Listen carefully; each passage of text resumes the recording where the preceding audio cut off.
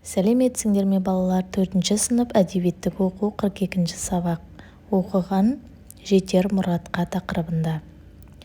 Мәтіндердің негізгі ойын түсінеміз. Шығармашылық жұмыстар жасаймыз. Пікіріңді білдір. Бірінші жаттығу. Өнер білім не үшін керек? Өнер мен білу, даму үшін, көркею үшін, заман талабына сай өмір сүру үшін, өсу үшін керек. Сонымен қатар адам баласының жайлы өмір сүру үшін қажет.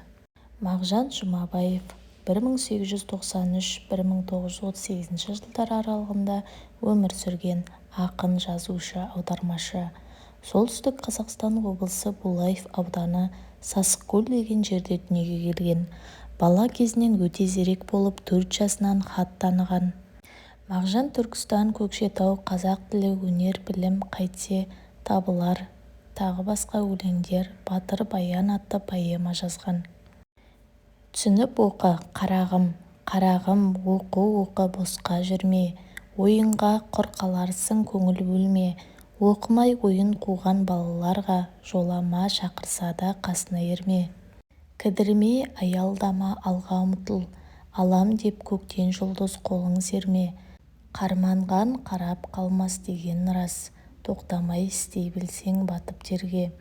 Жасынан оқып, өнер қуған, жан жетпес көңілі жүйрік кемеңгерге. Авторы Мағжан Жұмабаев. Қарманған қарап қалмас, бұл жерде оқысаң өнерлі, білімді боласың деген мағынада айтылған. Кемеңгер, данышпан, ақылды деген мағынада. Ақын балаларды неден сақтандырады? Ақын балаларды ойын құмар болып, уақыттарын босқа өткізуден сақтандырды. Үшінші, ақынның тоқтамай істей білсең, батып терге дегенін қалай түсінесің? Ақынның бұл сөзі, тоқтамай оқи берсең, шыңға жетесің деген, яғни тоқтамай білім алып оқи берсең, мақсатыңа жетесің деп түсінемін. Сұлтанмахмұт Торайғыров 1893-1920 жылдар аралығында өмір сүрген ақын. Қазіргі солтүстік Қазақстан облысының Уәлиханов ауданында дүниеге келген. Қысқа ғұмырында ақын қазақ әдебиетінің алтын қорына бағалы мұра қалдырды. Оқу, айт, оқып жүрген жастарға, бір адамға, тағы басқа да өлеңдері бар. Келесі, түсініп оқы. Шәкірт ойы. Қараңғы қазақ көгіне өрмелеп шығып күн болам, қараңғылықтың кегіне күн болмағанда кім болам. Мұздаған елдің жүрегін жылытуға мен кіреримін. Еңбек бейнет тарауы, рақатқа сарқылар, қыздырып күннің қарауы, надандық теңізі тартылар. Орны отайып көгерер, қызығын жайлап ел көрер. Тұрмыс тағдыр бірі де бұл мақсаттан бұралмас. Авторы Сұлтанмахмұт Торайғыров. Шәкірт, білім алушы, оқушы дегенді білдіреді. Надандық бұл жерде білімсіздік деген мағынаны береді. 4-ші тапсырма. Өлеңдегі қараңғылық деген не? Қараңғылық деген қиын уақыт, қиын кезең дегенді білдіріп тұр. 5-ші. Өлеңдегі кейіпкерді ата. Өлеңдегі кейіпкер білім алушы, оқушы, шәкірт. Өлең неліктен шәкірт ойы деп аталған?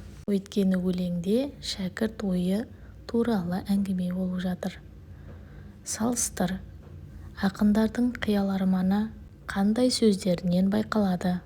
Алам деп көктен жұлдыз қолын серме, және де өрмелеп шығып көктен күн болам деген сөзінен байқалады. 8-ші тапсырма. Босқа жүру дегенді қалай түсінесіңдер? Босқа жүру деп білім алмай, ізденбей, уақытын босқа өткізу деп түсінемін. 1-ші топ. Қимыл, қозғалыс, ым-ишарамен сахналап бейнелейді. 2-ші топ. Эссе түрінде жазады. 3-ші топ. Себептерін топтастыру сызбасы түрінде ұсынып түсіндіреді. Келесі тапсырма. Қорытындыла. 9-ші тапсырма. Өлеңдерден қандай ортақ ой түйдіңдер? Өлеңнен оқу білім әрқашан жоғары тұратындығын, оқу білімнің жоғары екендігін түсіндім. Ұнаған өлеңнің үзіндісін жаттап алыңдар балалар. Жарайсыңдар балалар. Бүгінгі біздің сабағымыз аяқталды. Сабақ ұнаса видеоға лайк басып, достарыңа таратуды ұмытпаңдар. Және тіркелмеген болсаңдар, подписаться кнопкасын басып, тіркеліп алыңдар. Келесі сабақта кездескенше сау болыңдар балалар.